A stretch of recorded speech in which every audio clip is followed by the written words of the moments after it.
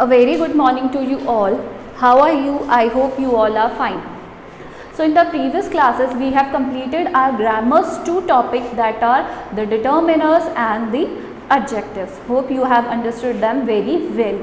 So in this class we are going to start our first chapter from your textbook, that is reader, and we are going to start our first chapter, that is the best Christmas present in the world. You already know that Christmas is celebrated on 25th December each year, and present is gift over here. So the best Christmas gift in the world, and it is who is the writer of this chapter? Michael Morpurgo.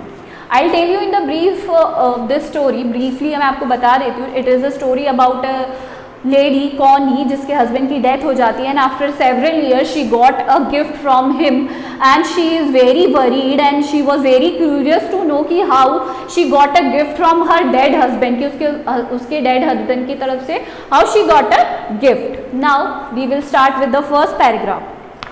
I spotted it in a junk shop in a Bridport, a loltop Dex. Who is I here? The Michael Morpurgo is writer.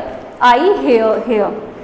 I spotted means होता है found in a junk shop क्या होती है? कबाड़ी की दुकान. in a Bridport is a place. a roll top desk, क्या थी वो? एक roll top desk. it is a sort of revolving, जिसका top क्या होता है? हमेशा revolve करता होता है. You have already seen in the movies or some serials also. The man said it was early 19th century and oak. और ये किसकी बनी हुई थी? ओक की बनी हुई थी. और ये जो अर्ली 19th century, जब अर्ली फेज जो था 19th century का, उसमें बनी हुई थी. This was in very bad condition. Sorry, I had wanted one, but they were far too expensive. जो राइटर थे उन्हें भी इसी तरीके की एक टेबल चाहिए थी, but they were too expensive, बहुत ही ज़्यादा कॉस्टली थी. This one was in a very bad condition. ये जो टेबल थी वो बहुत ही ज़्यादा ख़राब हालत में थी. And the roll top in several pieces, one leg clumsily mended, scratch marks all down one side. और उसकी जो टेबल थी उसकी हालत बहुत ही ज़्यादा ख़राब थी. एक जो लेग था, it was मतलब clumsily उसके तरफ लगा हुआ था, मतलब उसके ऊपर बहुत ज़्यादा स्क्रैचेस हुए थे. It was going for a little money, और बहुत कम पैसे में ही the owner is ready to sell it. बहुत ही कम पैसों के लिए वो उसे बेचने के लिए रेडी थे. I thought I could restore it. Restore मतलब यहाँ पे हो गया आई कुड रिपेयर इट. तो व्हाट द राइटर थॉट कि मैं इसे रिपेयर कर सकता हूँ. It would be a risk, ये एक risk a challenge, but I had to have it. But he eagerly wanted that table. उन्हें बहुत ही ज़्यादा ईगरली वो टेबल चाहिए थी, इसलिए वॉट ही डिसाइडेड कि I could take the risk and I will repair it. I paid the man, brought it back to my work room at the back of the garage. Garage के पीछे उन्होंने, garage जहाँ पे हम गाड़ियाँ park करते हैं, कार्स पार्क करते हैं, उनके पीछे उन्होंने अपना एक वर्क रूम, काम करने की जगह बना रखी थी. He took the table there.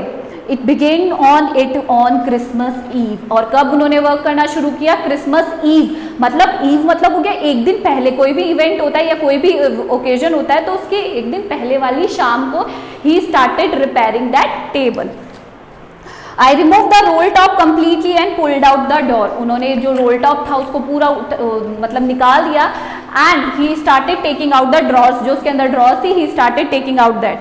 The veneer had lifted almost everywhere. It looked like water damage to me. उन्होंने देखा कि जो जैसे उन्होंने रोल टॉप उठाया तो उन्होंने देखा कि पूरी जो टेबल है वो क्या हो गई है? डैमेज हो गई है. बिकॉज ऑफ वाटर, हो सकता है बारिश में रखी हुई हो, या फिर उसमें बहुत ज़्यादा पानी गिर गया था, या फिर धूप में रखी थी, इस वजह से जो ऊपर का जो टॉप था पूरा हिस्सा वो खराब हो चुका था. Both fire had clearly taken their toll on his desk. The last drawer was stuck fast.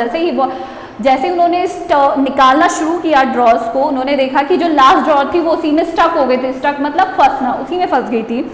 I tried all I could to ease it out gently. उन्होंने हर कोशिश करी ताकि वो आसानी से निकल जाए, जेंटली निकल जाए. But in the end I used brute force. But उन्होंने लास्ट में उन्होंने बहुत अपने फोर्स से उनको लगाना पड़ा और उसको निकालने के लिए टेबल को.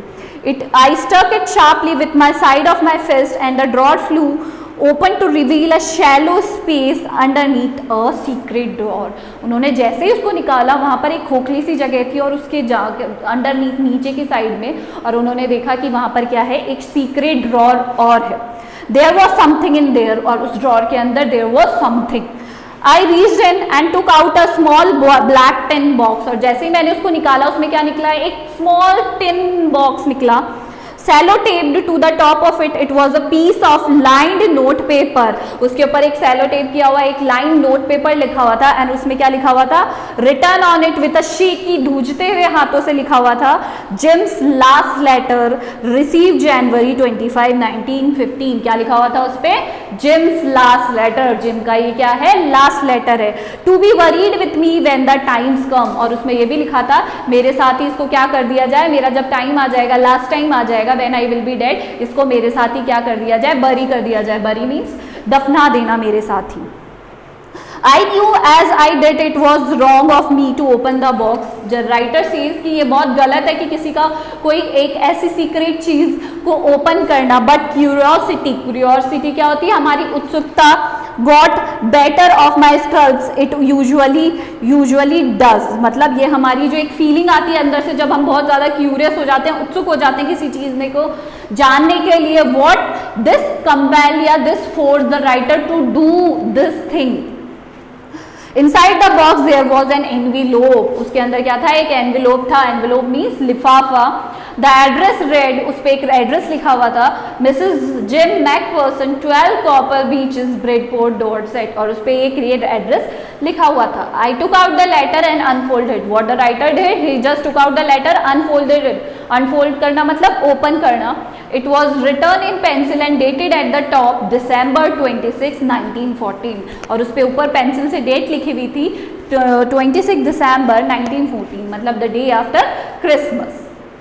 So we have completed our part 1, and today's homework is this, you have to write the meanings of these 16 words in your copy in Hindi and English meaning. आपको हिंदी की मीनिंग भी लिखनी है और इंग्लिश की लिखनी है. What you have to do, you have to make 3 columns. First आप word लिखेंगे, then English meaning and then Hindi meaning. And if you have any sort of problem, you can ask me. This is all for today. Thank you.